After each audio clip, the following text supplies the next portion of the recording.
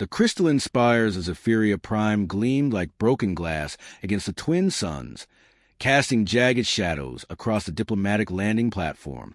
Ambassador Elena Voss stepped off the transport shuttle, her worn leather boots clicking against the polished marble with deliberate precision.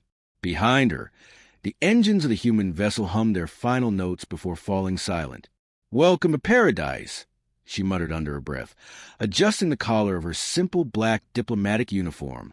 The irony wasn't lost on her. Zephyria Prime, crown jewel of the Galactic Confederation, home to King Korval III, ruler of 700 worlds.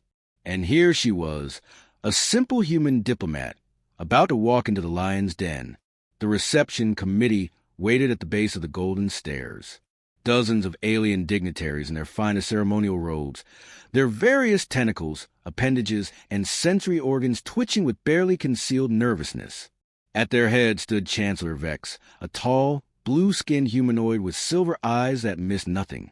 "Ambassador Voss," Vex intoned, his voice carrying the artificial warmth of a practiced politician. "His Royal Majesty King Korval extends his personal welcome to you and looks forward to these historic negotiations." Elena smiled, the expression never reaching her green eyes. How thoughtful of His Majesty.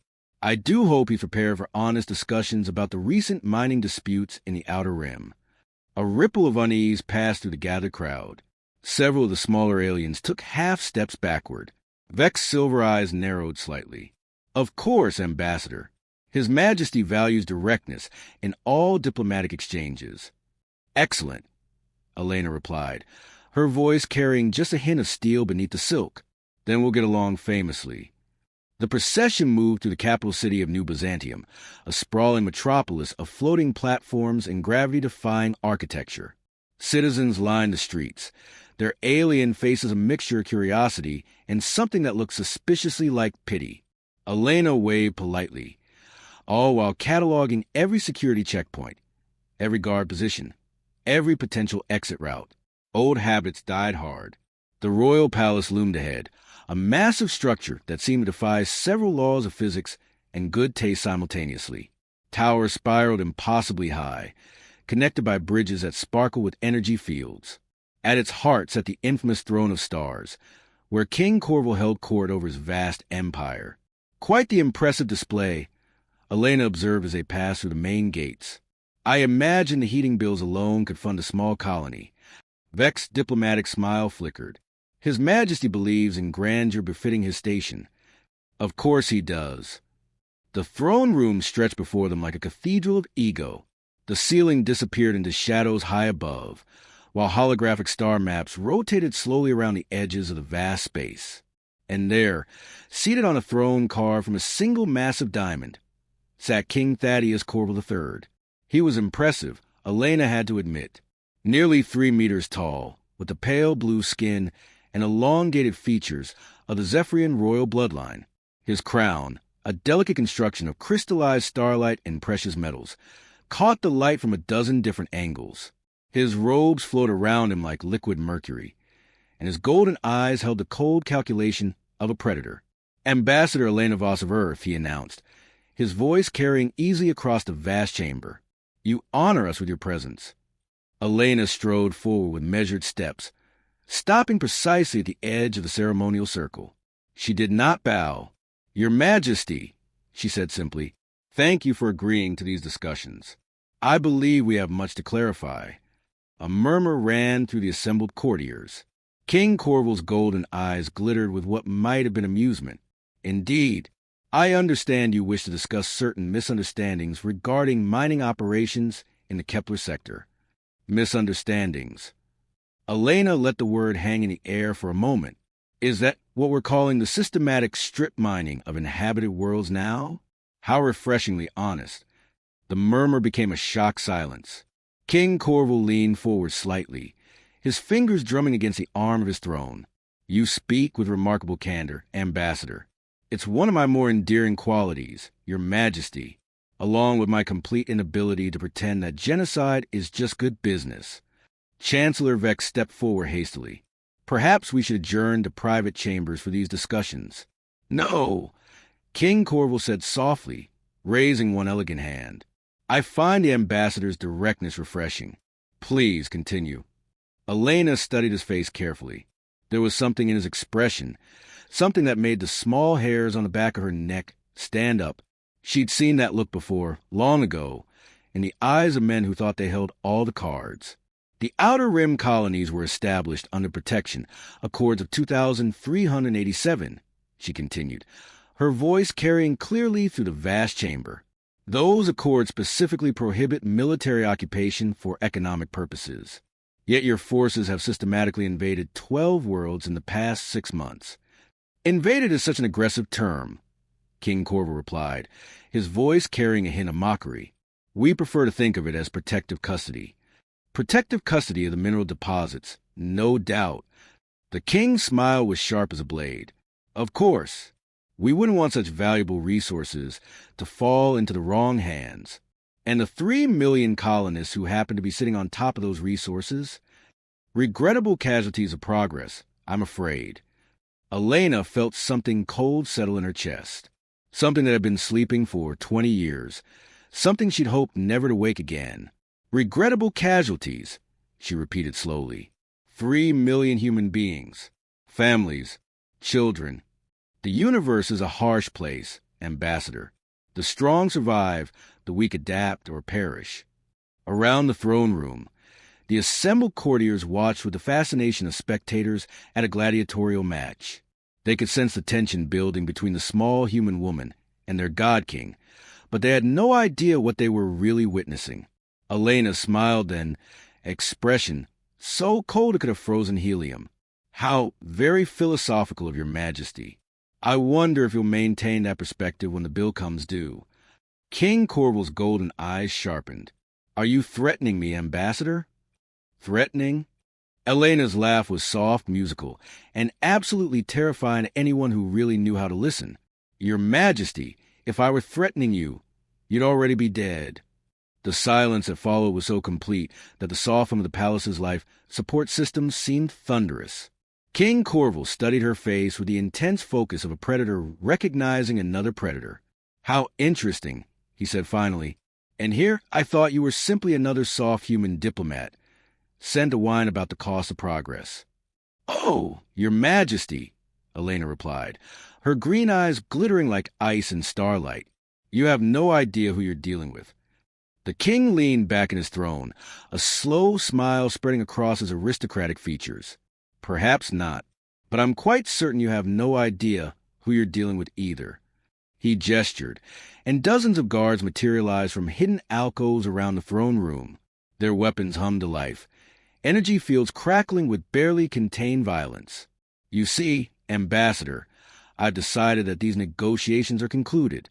Your government's concerns have been noted and dismissed. Guards, please escort the ambassador to her quarters. Elena looked around the room, taking the positioning of every guard, every weapon, every potential threat. Her smile never wavered. How very rude of your Majesty. And here I thought Zephyrian hospitality was legendary. It is, but so is Zephyrian justice. You'll find your quarters quite comfortable, I'm sure, spacious, well-appointed, and absolutely escape-proof. Escape? Elena laughed again, the sound echoing off the crystal walls like breaking glass. Your Majesty, why would I want to escape? The real fun is just beginning. King Korval's expression flickered, just for a moment.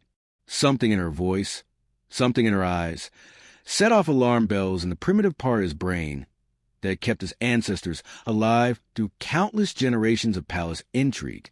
Take her away, he ordered, but there was less certainty in his voice now. As the guards moved forward, Elena spoke again, her voice carrying clearly through the vast chamber.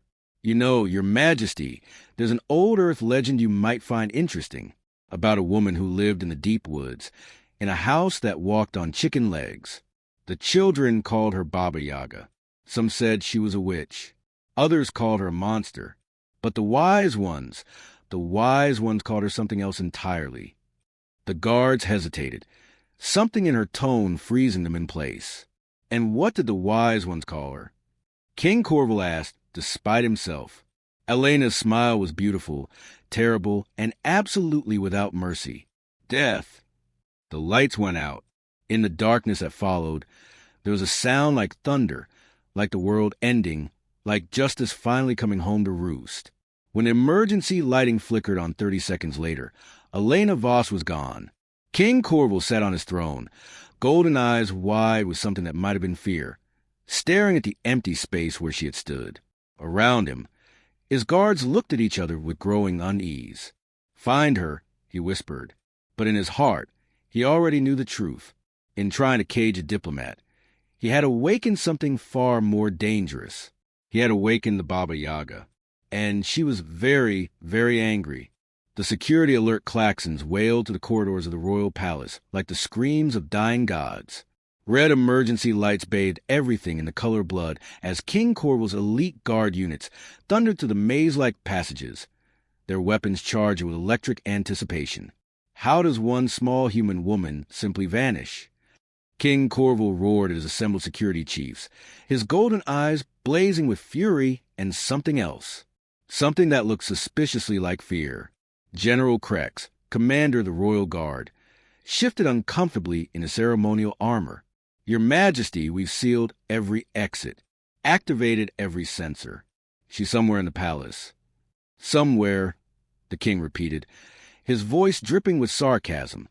How wonderfully specific. "Perhaps she's hiding behind the drapes in the royal nursery. Sir, with respect, she's just one woman." The general's words died in his throat as King Korval's gaze fixed on him like a targeting laser. "Just one woman, General?" This just one woman walked into my throne room, insulted me in my face, threatened the crown itself, and then disappeared like smoke when I tried to have her arrested. Does this sound like just one woman to you? From the shadows of the palace corridors, Elena Voss watched the chaos unfold with professional satisfaction. She'd made her way to the service tunnels that ran behind the walls, spaces designed for maintenance crews and invisible to the palace's sophisticated security systems. The blueprints she'd memorized during the shuttle ride were proving remarkably accurate. 20 years, she murmured to herself, checking the modified plasma charges she'd assembled from spare components in her diplomatic kit. 20 years since I've had to do this dance. I'm getting too old for this nonsense. But even as she said it, she could feel the familiar cold fire burning in her veins. The thing that had made her the most feared operative in human space. The thing she tried to bury under diplomatic protocols and peace negotiations.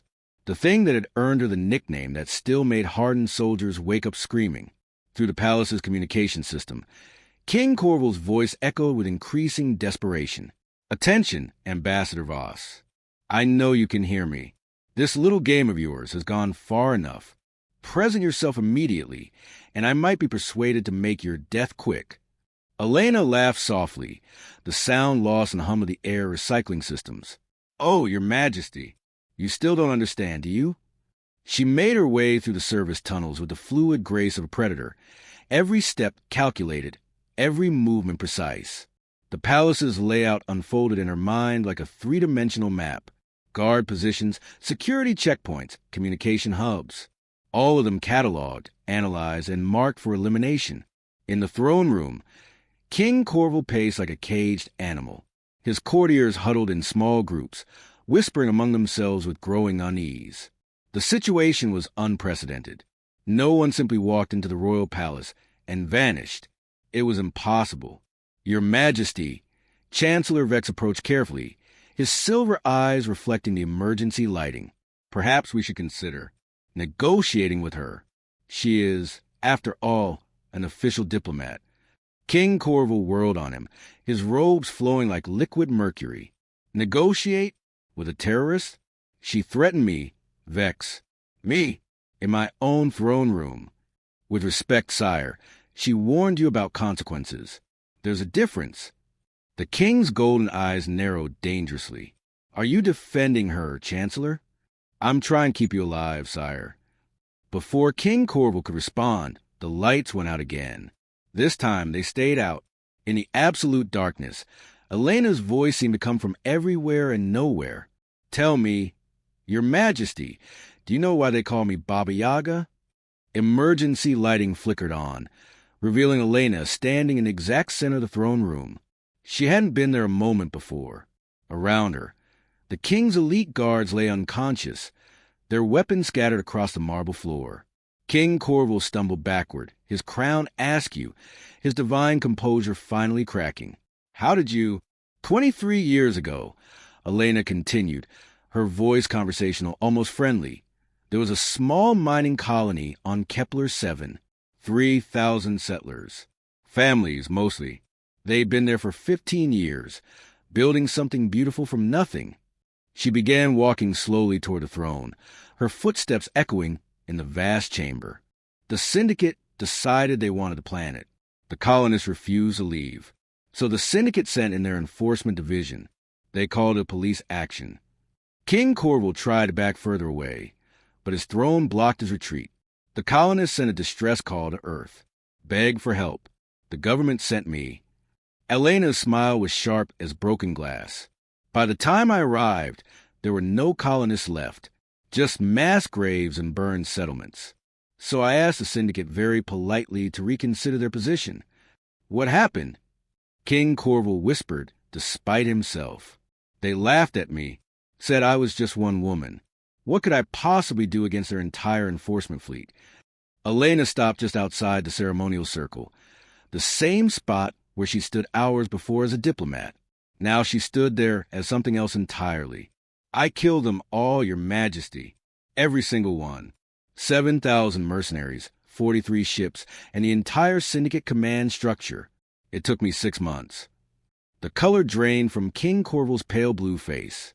That's when they started calling me Baba Yaga, the witch in the woods, the monster that comes for the wicked in the night, death walking in human skin. She took another step forward. I retired after that, hung up my weapons, became a diplomat, spent 20 years trying to solve problems with words instead of blood, 20 years believing that civilized beings could find civilized solutions. Another step. Then you happened, Your Majesty, you and your regrettable casualties. 3 million human beings, families, children. King Korval found his voice, though it cracked like a teenager's. You can't just murder me. I'm the king of 700 worlds. There would be war." Elena laughed, the sound echoing off the crystal walls like wind chimes in a hurricane. "War? Your Majesty, there's already a war.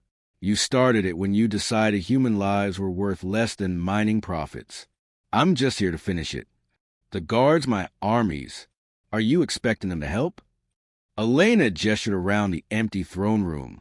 "Where are they, Your Majesty? Your elite guards? Your impenetrable security?" For the first time, King Korval noticed the silence. The klaxons had stopped. The shouting had ceased. Even the hum of the life support systems seemed muted. "What did you do?" "Nothing permanent. They're all alive, just sleeping very deeply. I'm not a monster, Your Majesty. I don't kill unless it's necessary." Relief flickered in the king's golden eyes. "But," Elena continued, her voice dropping to a whisper that somehow carried perfectly across the vast chamber, "you made it necessary." She reached into her diplomatic jacket and withdrew something small and metallic, a remote detonator. "You see, while your guard were running around looking for me, I was having a very productive conversation with your palace's central computer. Amazing what you can accomplish with the right access codes and a basic understanding of Zephyria engineering." King Korval's eyes widened as understanding dawned. "You didn't—" "Oh, but I did. 47 plasma charges, strategically placed throughout the palace's support structure. One press of this button, and your monument to ego becomes a very expensive pile of rubble." "You're bluffing. You die too." Elena's smile was beautiful and terrible and absolutely without mercy. "Your Majesty, I've been dead for 23 years. I've been walking around, talking, even laughing. But I died the day I found those mass graves on Kepler-7. Everything since then has just been borrowed time." She raised the detonator. "But you, Your Majesty, you still have a choice. You can die here, in your palace, surrounded by the trappings of your power. Or—" She paused, letting the word hang in the air. Or you can live. Issue a full withdrawal order from all Outer Rim territories. reparations to the surviving colonists, and a formal apology broadcast to every world in human space. That's impossible. I'd lose face. My subjects would think me weak. Your subject will think you're smart enough to recognize when you've been outplayed. The alternative is they'll think you're very, very dead. King Korval stared at her, golden eyes searching her face for any sign of weakness, any hint of bluff. He found none. You would really do it, wouldn't you? Destroy yourself just to kill me? Your Majesty, Elena replied softly, I told you 20 years ago that the wise ones called Baba Yaga something other than witch or monster. Death, he whispered. Death, she confirmed. And death, Your Majesty, is very patient, but she always collects what's owed. For a long moment, they stared at each other across the vast chamber. King and commoner, ruler and rebel, life and death. Finally, King Korval's shoulders sagged in defeat. What exactly do you want me to say? Elena smiled, and for the first time since entering the palace, it was a genuinely warm expression. The truth, Your Majesty, that you underestimated your opponents, that the cost of conquest turned out to be higher than you bargained for, and that even kings must occasionally face the consequences of their actions. King Korval activated his communication system with shaking hands. This is King Thaddeus Korval III, ruler of the Zephyrian Empire. I am ordering the immediate withdrawal of all imperial forces from territories in the Outer Rim. Full reparations will be made to affected colonies. And I formally apologize to the people of Earth for the regrettable casualties that occurred during recent military operations. He looked at Elena, his golden eyes filled with something that might have been respect. Is that sufficient? Elena lowered the detonator, her finger moving away from the trigger. It's a start, Your Majesty. A very good start. She turned to go, then paused at the edge of the ceremonial circle. Oh, and Your Majesty, if I ever hear about Zephyrian forces harming innocent civilians again anywhere, I'll be back. And next time, I won't be interested in negotiations. King Korval nodded slowly, understanding perfectly. The message is received, Ambassador, loud and clear. Elena Voss walked out of the throne room, her worn leather boots clicking against the marble with measured precision. Behind her, she left a humbled king, a devastated empire's pride, and a clear understanding that some line should never be crossed. The Baba Yaga was going home, but she would be watching, always watching, because death, after all, is very patient. But she never forgets a debt.